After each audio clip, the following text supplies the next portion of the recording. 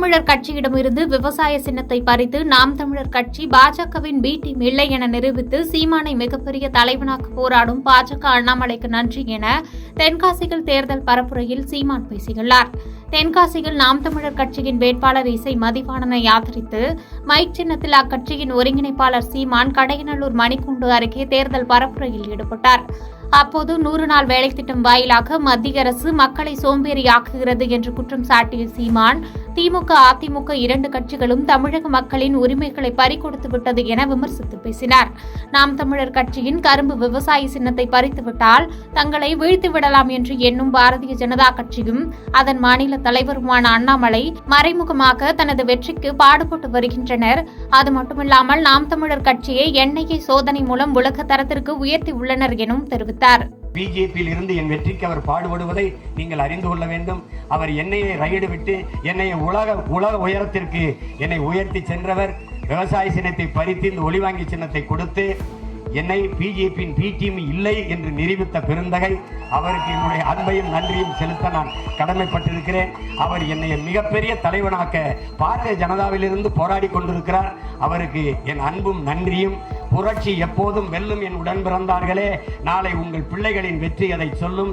எங்களின் இலக்கு ஒன்றுதான், இனத்தின் விடுதலை. இனம் ஒன்றாவோம், இலக்கை வென்றாவோம். நாம் தமிழர். திமுக பணம் கொடுத்தால் வாங்கிக் கொள்ளுங்கள், அது அவர்கள் கொள்ளையடித்த பணம்தான் என்று கோவில்பட்டி அருகே நடந்த தேர்தல் பிரச்சாரத்தில் முன்னாள் அமைச்சர் கடம்பூர் ராஜு விமர்சனம் செய்தார். தூத்துக்குடி நாடாளுமன்ற தொகுதியில் அதிமுக சார்பில் போட்டியிடும் சிவசாமி வேலுமணியை ஆதரித்து கழுகுமலை பகுதியில் முன்னாள் அமைச்சர் கோவில்பட்டி சட்டமன்ற உறுப்பினர் கடம்பூர் ராஜு தேர்தல் பிரச்சாரம் மேற்கொண்டார். அப்போது பேசிய சட்டமன்ற உறுப்பினர் கடம்பூர் ராஜு, கொள்ளையடித்த பணத்தை வைத்து தேர்தலில் மக்களை விலைக்கு வாங்கிவிடலாம் என்று திமுக நினைக்கிறது. கொடுத்தால் வாங்கிக் கொள்ளுங்கள், தவறு இல்லை, அது அவர்கள் கொள்ளையடித்த பணம்தான் என்று விமர்சித்து பேசினார். இதற்கிடையில் சிஆர் காலனி திமுக பொருளாளர் கணேசன் கட்சியிலிருந்து விலகி 10க்கும் மேற்பட்டோருடன் முன்னாள் அமைச்சர் கடம்பூர் ராஜு முன்னணியில் அதிமுகவில் தன்னை இணைத்துக் கொண்டார். ஈரோடு, நாமக்கல் மாவட்டங்களில் தேர்தல் பிரச்சாரத்தில் ஈடுபட மக்கள் நீதி மய்ய கட்சித் தலைவர் கமலஹாசன் தனி விமானத்தில் சேலம் வந்தடைந்தார். அவருக்கு மக்கள் நீதி மய்ய கட்சி நிர்வாகிகள் மற்றும் திமுக மாவட்ட நிர்வாகிகள் சிறப்பு வரவேற்பு அளித்தனர்.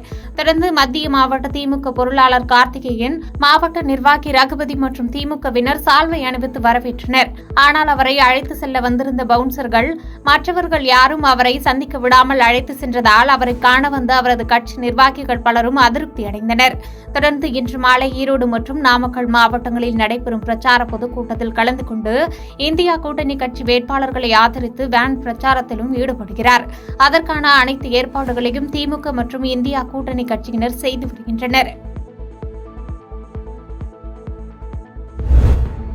நாமக்கல் மாவட்டம் பரமத்தி வேலூரில் நாமக்கல் நாடாளுமன்ற திமுக தேர்தல் அலுவலகத்தை வனத்துறை அமைச்சர் மா மதிவேந்தன் திறந்து வைத்தார்.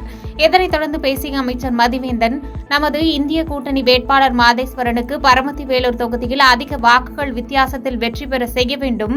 இந்தியா கூட்டணி உள்ள அனைத்து கட்சிகளும் சேர்ந்து பாஜகவை தோற்கடிக்க வேண்டும் என வலியுறுத்தி பேசினார். அது மட்டும் இல்லாம அப்ப ஆண்டுகிட்டு இருக்கிற முதலமைச்சர் பிரேன் சிங் அப்படிங்கிற பாஜகவை சார்ந்த முதலமைச்சர் என்ன இந்த மாதிரி குற்றம் நடந்திருக்குன்னு கேட்டா இதெல்லாம் அப்பப்ப நடக்கதான் செய்யும் அப்படின்னு மிக சாதாரணமாக ஒரு முதலமைச்சர் என்கின்ற பொறுப்பில் அமரக்கூடிய நபர் பேசக்கூடிய வார்த்தையாது அந்த அளவுக்கு பேசுறார்.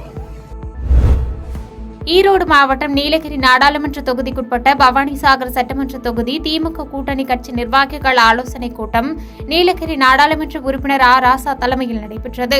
கூட்டத்தில் பேசிய ஆ ராசா, 2024ஆம் ஆண்டு வரும் நாடாளுமன்ற தேர்தலில் ஆட்சி மாற்றம் ஏற்பட்டு பாஜக ஆட்சி வீட்டுக்கு அனுப்பப்பட்டு பாஜக திட்டங்கள் தொடர்பாக விசாரணை கமிஷன் அமைக்கப்பட்டு விசாரணை நடத்தினால் எல்லோரும் ஊழல் வழக்கில் சிக்குவார்கள் என விமர்சித்து பேசினார். பாதகம் செய்பவரை கண்டால் நாம் பயங்கொள்ளலாகாது பாப்பா, மோதி மிதித்து விடு பாப்பா, அவர் முகத்தில் உமிழ்ந்து விடு பாப்பா. அண்மை செய்திகளை உடனுக்குடன் தெரிந்து கொள்ள இணைந்திருங்கள் இயம்நாடு தொலைக்காட்சியுடன்.